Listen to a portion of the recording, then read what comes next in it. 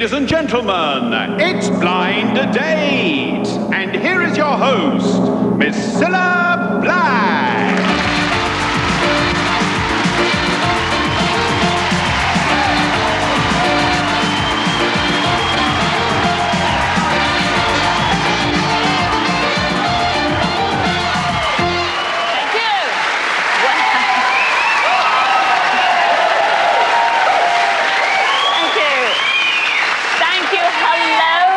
Welcome to Blind Date, the television show in which a date could end up with finding a mate. And here are three lads hoping to do just that. It's James from Glasgow, Alistair from Somerset, and David from Winchester. So come in, lads.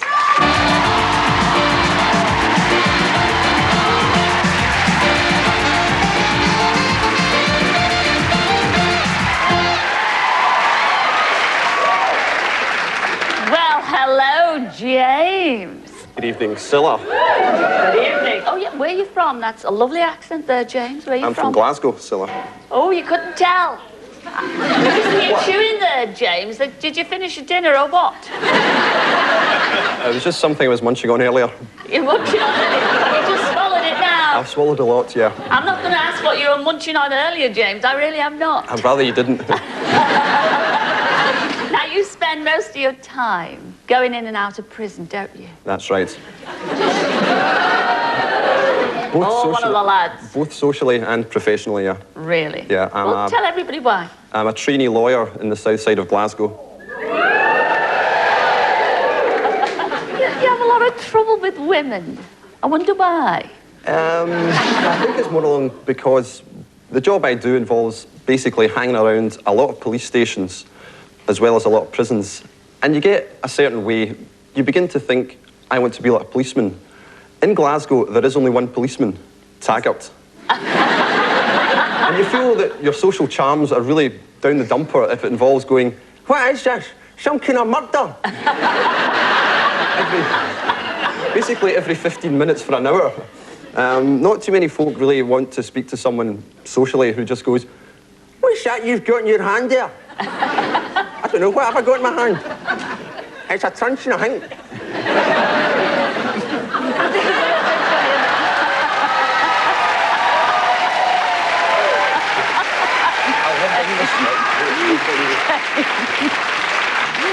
Oh, I think your Taggart's lovely. The joke, dreadful, but your Taggart impression is gorgeous. Enjoy Blind Date this Don't mind evening. if I do. Let's move on to you, number two. Now, Alistair, you are a student, aren't you? That's right. I'm from Somerset and I'm a student and I study psychology, communications and computing. You are known, I dread saying this, because you are known for your jumping, aren't you? No, he bungee jumps. You do a bit of bungeeing. Well, I like anything really involving a bit of danger. I like a little bit of risk in my life. And you parachute jump. Yeah, I've got a funny story about that, actually, Cilla. Have you really? Yes. Is it as funny as his Taggart? I hope so. Could it be funnier? Sorry, No. James, but we want to hear it, don't we? Yeah. Okay, go on. Well, it was my second parachute jump. I'd already done my first one, so I was really confident. I'd left the aircraft, coming down, having a great time. And then about 30 foot from the bottom, I realised I was about to hit this huge windsock coming straight towards me. So at the last minute, I opened my legs to try and avoid it, but as you can guess, it hit me somewhere that makes your eyes water, basically. It's a good job it didn't alter your voice, because sometimes they say... Well, I hope you have better luck on Blind Date tonight, all right? Me too, thank you. Last but not least, well, number three, I love that designer stubble. It's Thank our you, Cilla. David. Now, David, where are you from, sweetheart? Cilla, I'm from Winchester. And what do you do in Winchester? I work as in PCs as a technical specialist for a well-known motoring organisation. That means we haven't understood a word that you said. Exactly, You know, when we don't understand, we go, woo! What does it mean, then? Well, I just help people out, basically, with problems. Oh, you really do? Yes, that's right. But, I mean, you started quite early in life. We're talking girlfriends. Girlfriend? Here. Oh, dear. Well, yes, but I didn't have much success, unfortunately. And they kept turning me down. I think... Thank you. Well, how old were you at the time? I was 6 at the time, but... the problem was that I asked her mother whether I could marry her, and I don't think she thought it was a good idea, so... But you had better success when you were around about 15. In fact, you had a steady that's right. girlfriend. Yes, I moved on. 2 years? Yes, it was a girl who had a swimming pool, so there was another... But best of luck to all three of you. I shall see you all in the know. Enjoy Blind Date.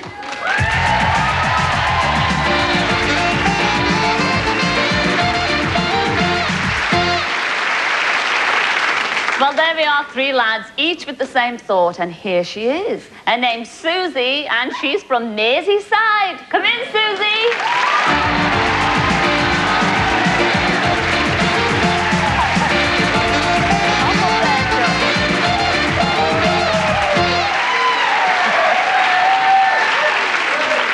Well, Susie, I know you've got a degree, haven't you, Susie?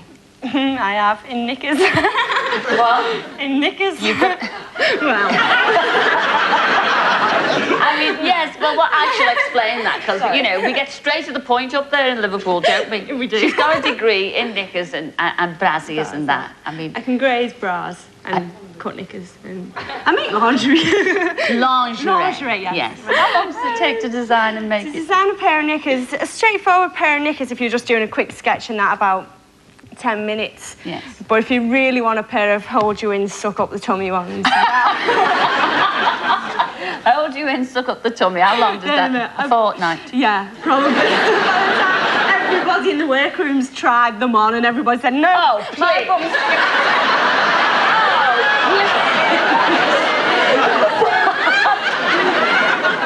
Well, I can just see them all down in Great Homer Street Market on a Saturday night. These have been everywhere. They've all tried them on. They've all... Big Elsie's tried these on.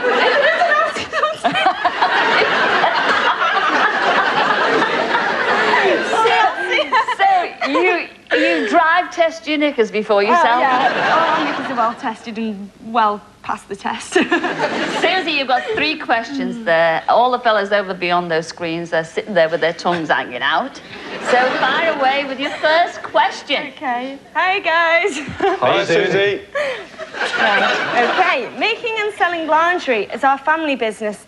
And we often cater for women who need that extra something. For example, and you can't see this. This is one of our latest ranges. Is it? And this is the extra something.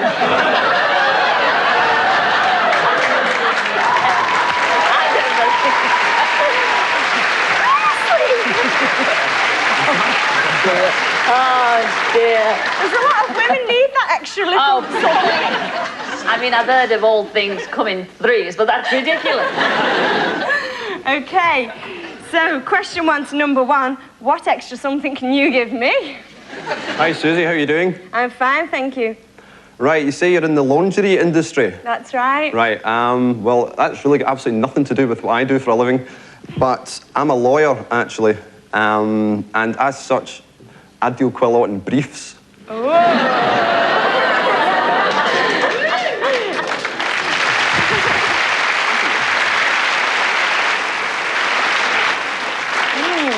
Quick briefing with them later. Okay, the same question to number 2. Hi there, Susie. Hiya. Well, my parents were also into the lingerie business. Wow. And although I had a bit of an accident with my parachuting, I'm actually looking myself for that little something extra as well.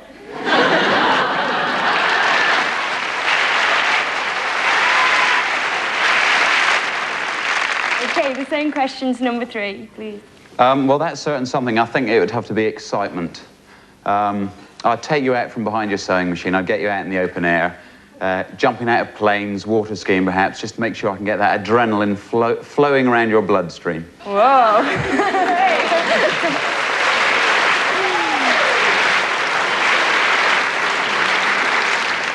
Okay, the second question.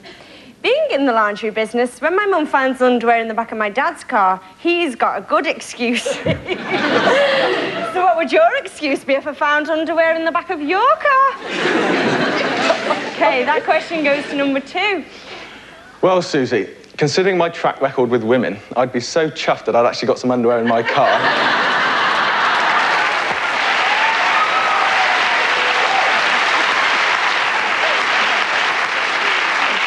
I'd be so chuffed, Susie, that I'd probably make no excuse at all.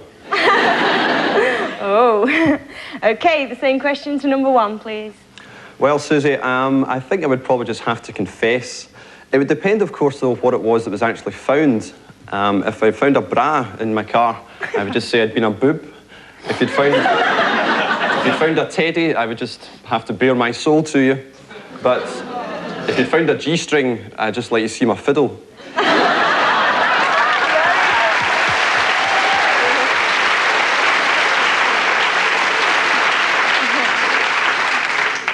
Okay, and the same questions, number 3, please. Well, Susie, the only article of underwear you'd find in the back of my car would be the stocking from the last bank job I did. Unfortunately, in the end, the manager insisted that I wear a suit, so... You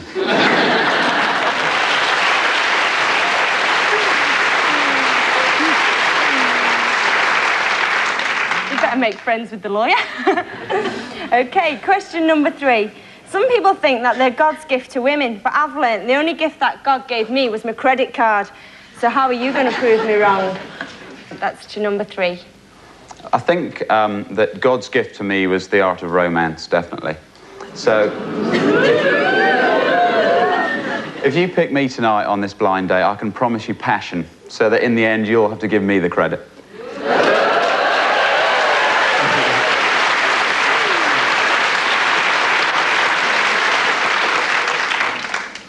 And same question to number 2, please. Well, Susie, I'm afraid I haven't got much money, but I'm sure if I showed you a good time on our date, then it would soon become obvious that money can't buy you love.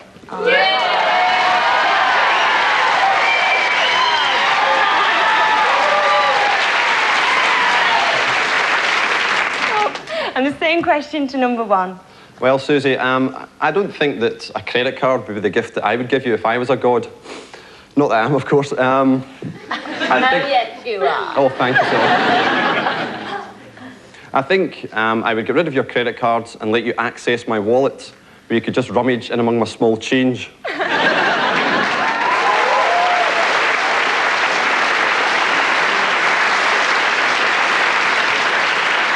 that's it, Susie.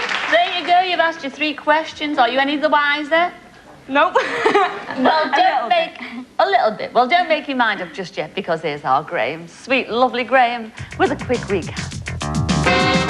Susie, will your blind date be number 1? The lawman who wants more than just a brief encounter? Or will it be number 2, who, after his parachute drop, has given a whole new meaning to the phrase, put a sock in it? Or how about romantic number 3? He promises you lots of passion, but check his credit rating. He could be past his expiry date. The decision is yours.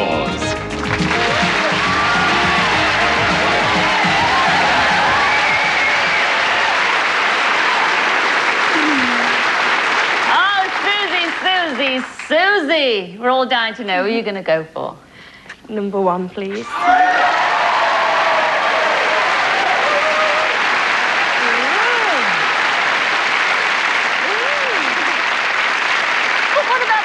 Turned down. You'll be right gutted, you really will, because you turned down number 2, and that was Alistair from Somerset. Come in, Alistair.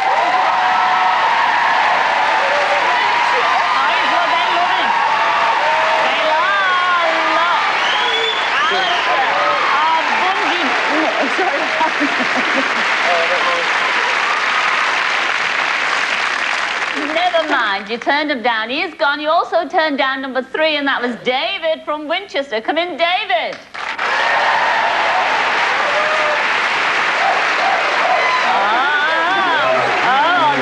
This designer struggle.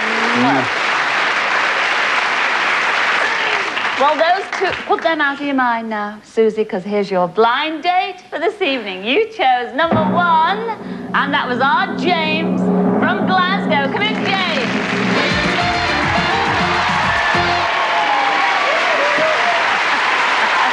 Over here, All right. Yes? Anything like you expected, James? Not exactly, no. But you do like the Scottish A bit taller and a accent. bit blonder. Yeah. Oh, no. Do you like blondes or Like brunettes? the brunettes, always going out with brunettes. You have. Who's going to choose where you're going on your blind date. Come on. I think Susie will. You think Susie will? Okay, she will. Where you go, Susie? He's gone. Oh, bless herself. That won't help you now. Come on, Susie, pick a good one from Merseyside. What have you got? A trip to the West Indies?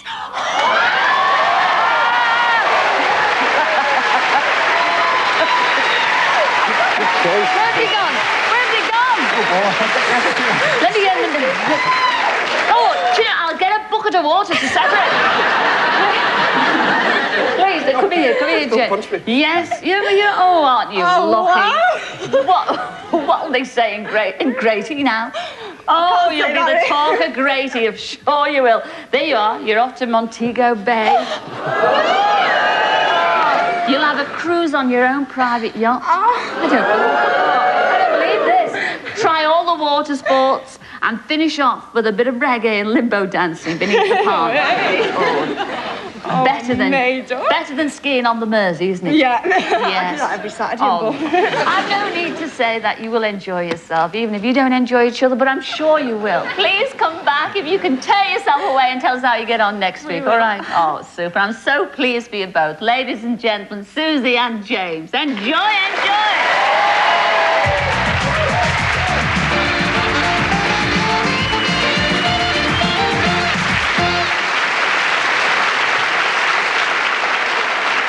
Well, we're going to take a break right now, but we will be back in a couple of minutes to see how Ian and Mel enjoyed their date in Sicily. And here's the moment they met last week. But here's your blind date for this evening. And she's gorgeous. You wanted a wild thing. You won't get a word in Edgeworth. You chose number one. That was our Mel from Leicestershire. Come in, Mel. How you doing?